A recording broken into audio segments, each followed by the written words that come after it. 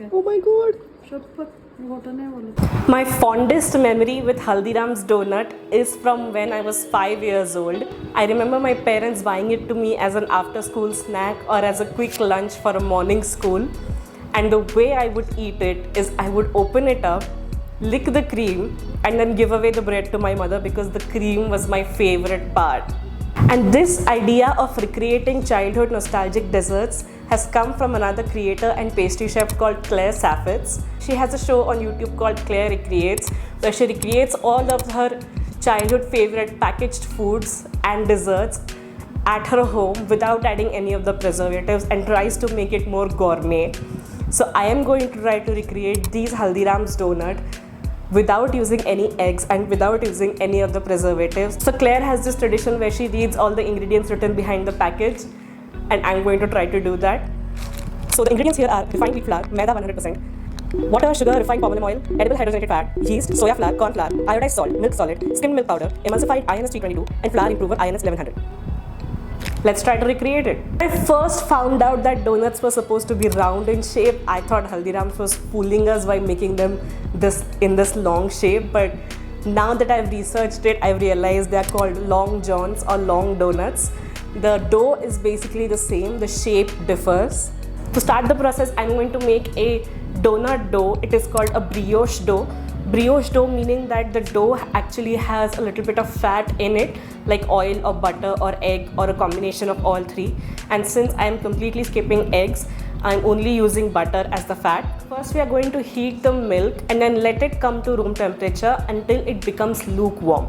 So the best way to test it if the milk is ready is you can just insert your pinky finger. It should not feel hot and it should not feel cold. It should be at room temperature, like 37 degrees. To the milk, we'll add half of the sugars and then 1.5 teaspoon of active dry yeast. So when I had just started learning how to make breads and donut loaves and all that, my biggest issue was my dough just wouldn't rise.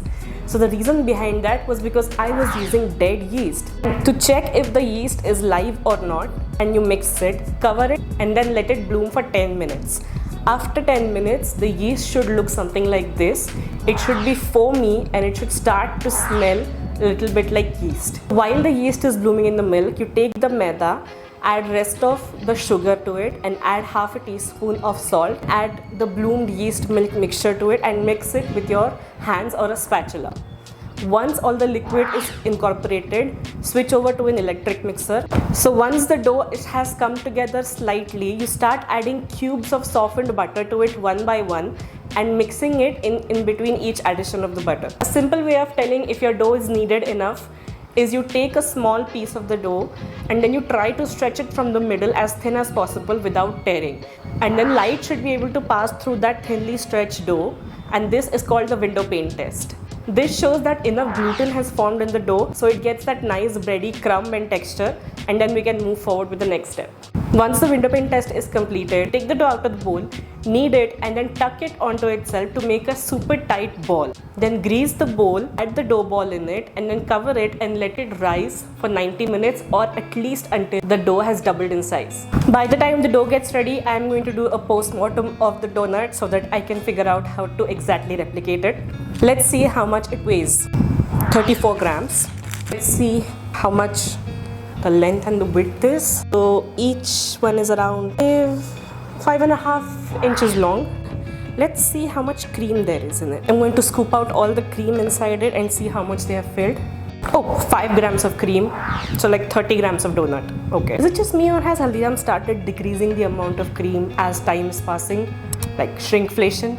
I'm at least going to make one donut where I put lots of cream so that I can finally satisfy that childhood fantasy I had of just licking all the cream in it. But rest, I'm going to keep it super similar to this one. The dough now has doubled in size. Now I'm going to do my favorite part, which is deflate it. And I'm going to keep the mic right next to it so that you can hear what that sounds like.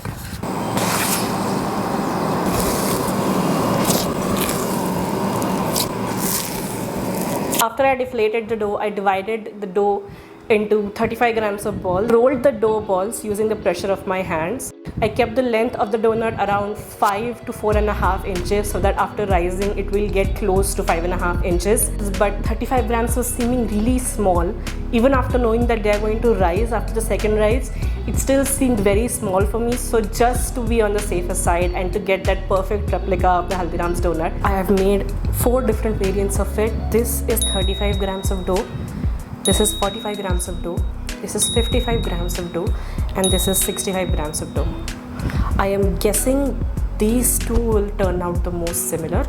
65 gram one is purely for me so that I can enjoy a huge donut with an huge amount of cream inside it. Place them on a baking sheet with parchment paper lined, covered it and let it rise for another hour or so until they rise by 1.5 of their size. One mistake I made while rolling these donuts was that I didn't roll them tightly. When they were rising, they kind of started opening up, and so that's why these first 4 ones kind of came out really bad. Okay, so these 4, the 35 and 45 grams one, they did not come out that great. They're actually really over fried and overproofed. But these next 4 ones, in color and in shape, are 90% similar to the Haldiram's ones, just that they are 10% bigger than the original one. So that I am pretty stoked about. Instead of making a buttercream frosting which is kind of yellowish and really not stable under any environment, I made a margarine frosting. And margarine is just edible hydrogenized fat, which is what is used in these donuts. So it's a simple 1-to-1 ratio of icing sugar and margarine with a little bit of vanilla to give it that flavor. Whisking it up continuously until it turns nice and fluffy and turns even lighter in color, and the frosting is ready. Now I'm going to fill these up. Beginning, I'm going to cut it in the center with a serrated knife and making sure to not go all the way through. Wow, the crumb is really nice on the inside. And only adding a teaspoon, which is closer to 5 to 7 grams inside. It looks so similar. If you don't compare the size of the 2 donuts, it looks so similar, like the store-bought one. Like, so cool. It's time to taste. First, I'm going to eat the Haldiram's donut as a quality control to see what we are up against. Super nostalgic. Cream is kind of grainy and has a little bit of vanilla. But these are day old. Even when they are fresh, they are slightly like chewy and stale. Definitely a lot fresh. The cream is really similar to the original donut and tastes fresh. It's good. And now I'm going to go share these donuts with my family and see if they can tell the difference. Hang around till the end of the video to see their reaction. Bye. Doni? हो दोन्ही म्हणजे इथे मोठं packing मधून काढून आणलं की काय. Oh my god. शपथ मोठं नाही बोलत हे हल्दीरामचं आहे, हे मी बनवलं आहे. एकदम सुंदर.